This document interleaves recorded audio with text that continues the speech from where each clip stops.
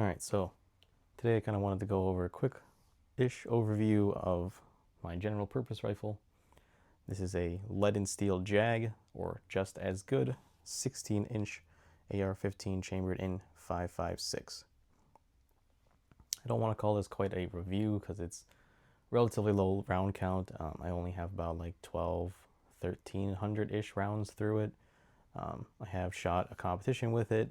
It was mostly just like a fun local match, so nothing too particularly crazy with it, but overall I've had a really good experience with this rifle. I wanted to share what I liked about it and what I've done to it so far to kind of make it my own.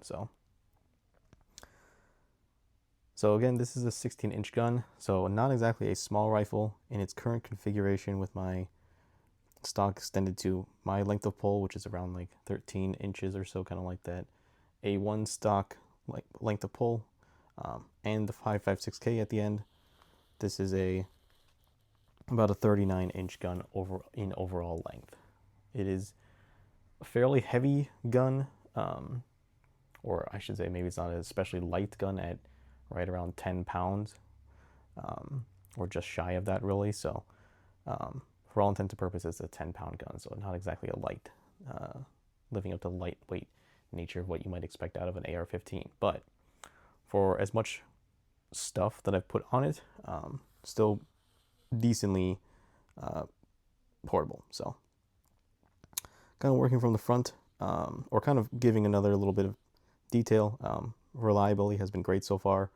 No mechanical issues relating to the gun on this particular model. So I do have another lead and steel JAG, and the hammer pin did want to walk out on me, so I did have to send that back, but they took care of me in like a couple weeks door to door. So overall, still very positive impression of lead and steel. So very, very good, and their customer service has been great to me all around. So nice stuff overall.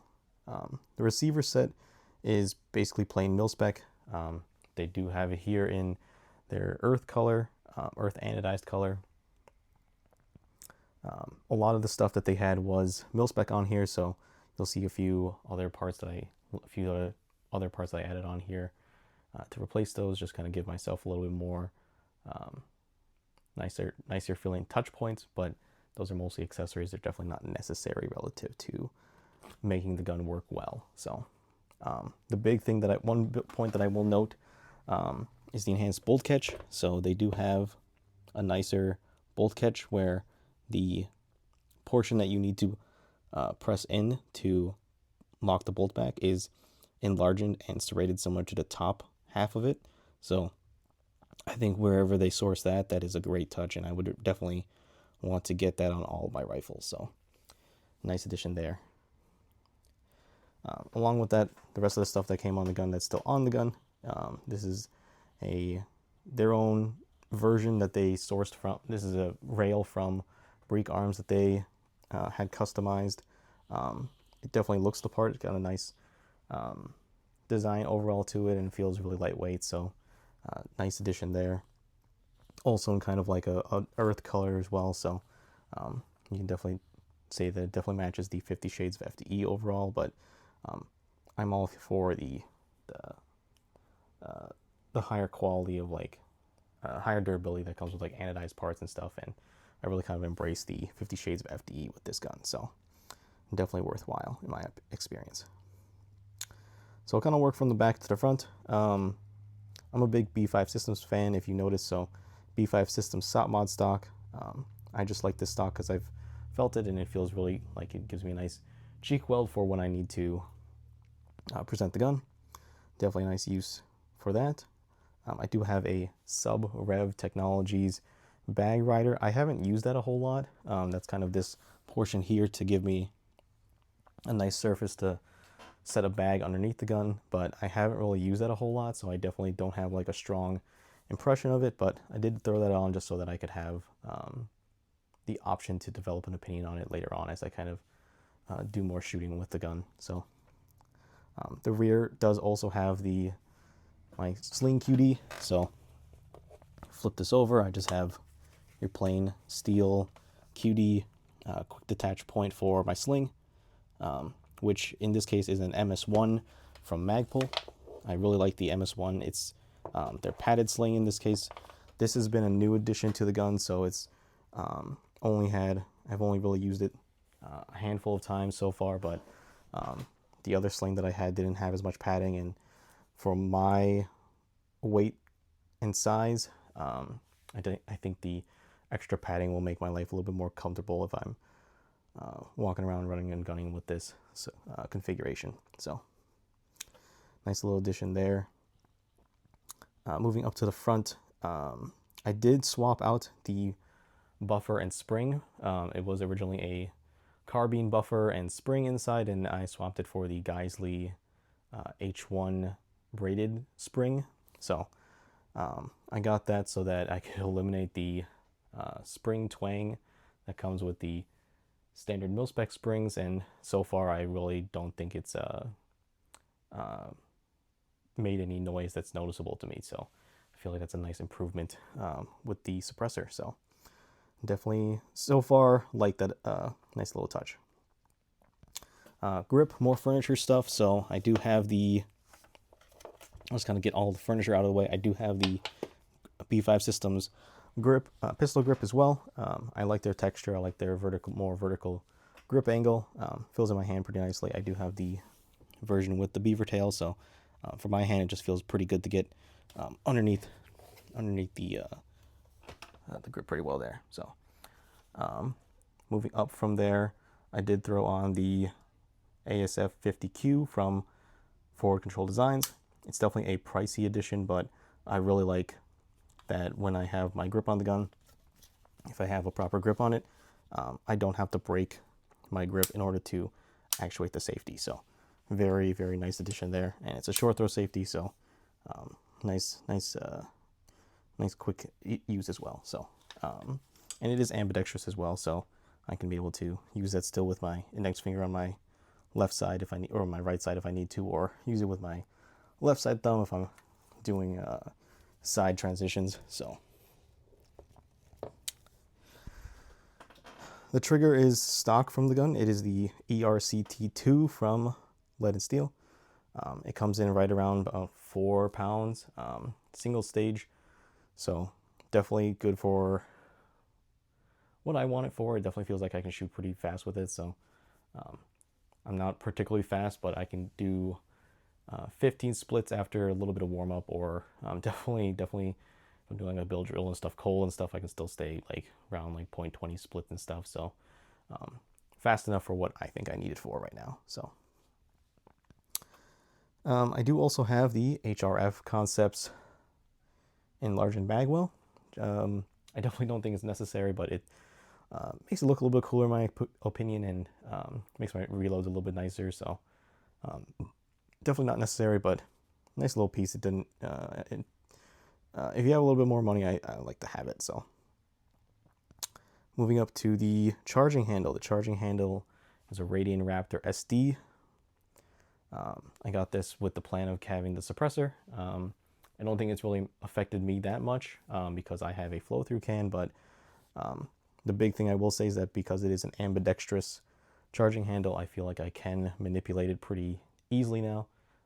It just lets me get onto the right side, be able to rack the gun back with my right side hand pretty easily while being able to have positive control on the bolt catch. So pretty nice little addition there. For the optics, I have a Holosun 403B in the green dot version. I really like reflex sights, or what I'm just going to call red dots for simplicity. Red dots just, I used to have an LPVO, a really cheap LPVO, so I think that kind of might affect some of my opinion, but I had a kind of really cheap LPVO, and I really didn't like how on this other rifle, my first rifle that I had, it made it very difficult for me to get fast sight acquisition, trying to fit into the eye box and make sure that I can see my reticle. It made it more challenging than I think I needed it to be, and I would definitely recommend having a red dot at first so that it's very, very quick to point and shoot once you're zeroed with it. So definitely really like this optic so far. You want to make sure that you blue Loctite the screw so that it stays in place well, but other than that, it's really nice.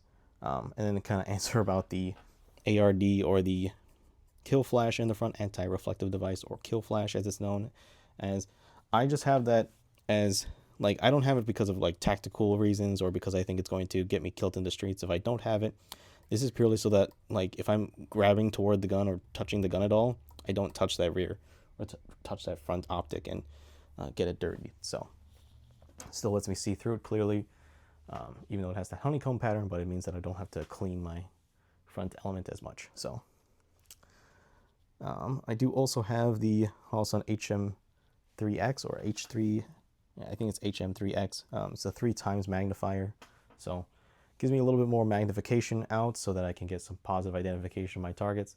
You really don't need it. A lot of people can do with just a red dot out to like 300 yards. That's what I have this kind of zeroed at for, is a 36 300 yard zero with this optic height. But I definitely feel like, depending on the target size, like a reduced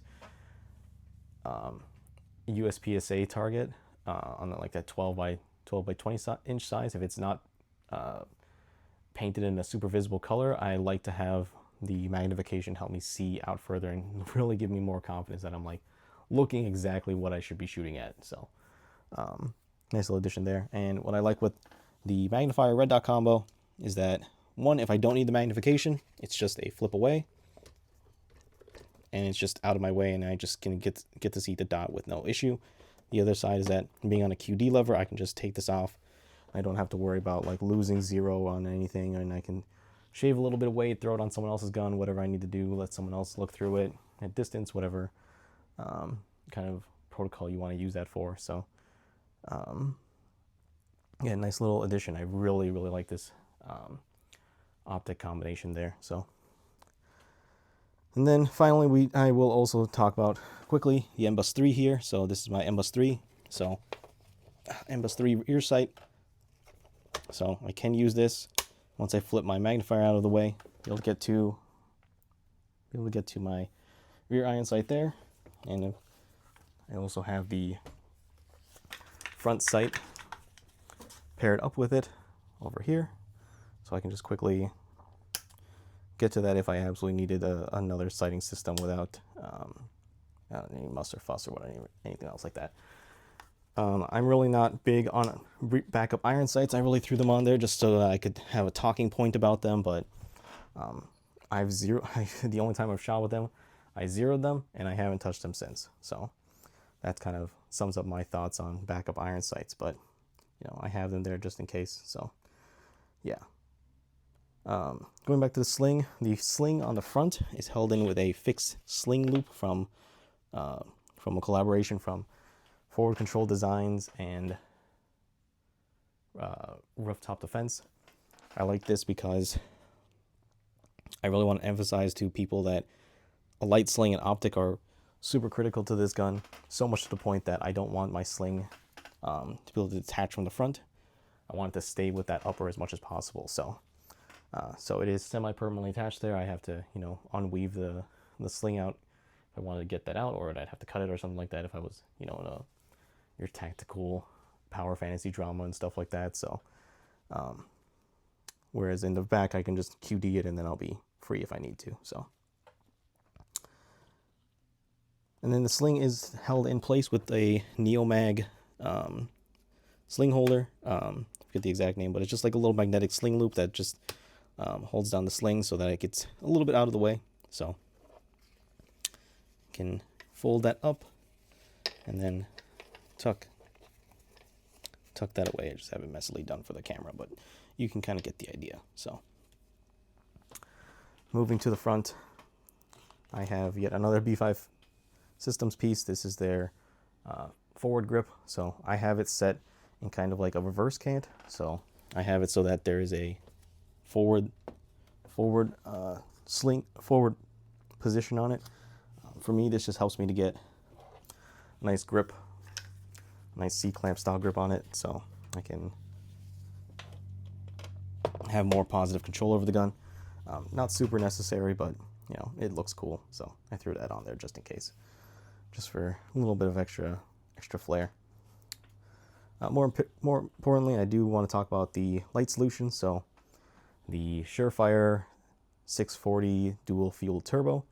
I have it with their rechargeable, with Surefire's rechargeable 18650 battery, I think it is, whatever larger cell they use. So I have that, and then I did also buy their remote tape switch and redundant tail cap, whatever numbers those are. It's like the SR07 or something like that. Reason being, I want to have a redundant front switch in case I need to be able to actuate this. Just be able to reach up from my firing grip up to the front, be able to tap that if I need to, in case for some reason my pressure pad is not working. So my pressure pad, which has definitely had some kind of mixed issues. I don't think it's necessarily the fault of the pressure pad necessarily, but sometimes the tail cap isn't fully screwed in to the point where the push button will work, but sometimes the pressure pad doesn't. I don't know why that is, but I have also heard that remote switches aren't exactly super reliable. So and that's why I have the redundant tail cap switch. So but what is nice about this switch set is that remote switches that I do have a momentary press and a constant press if I need to be able to actuate that from my normal firing grip. So, and then finally the little fun part, very early impression so far, but this is the Huxworks 556K. I'm very, very impressed with it so far. I only have maybe 100, 200-ish rounds through it, but initial impressions, I didn't get any noticeable gas to the face that made me want to stop shooting with it. And especially now that I have the Geisley buffer and spring in there, I feel like it's basically no additional gas. Feels like it's very very shootable. So, and as far as noise, I don't think it's. I don't know how it rates compared to a normal standard full back pressure cannon and stuff, but at least compared to my Glock 34 and stuff, it feels quieter than shooting my Glock 34. So very impressive. Of course, you still need to wear hearing protection with it because 5.56 is a supersonic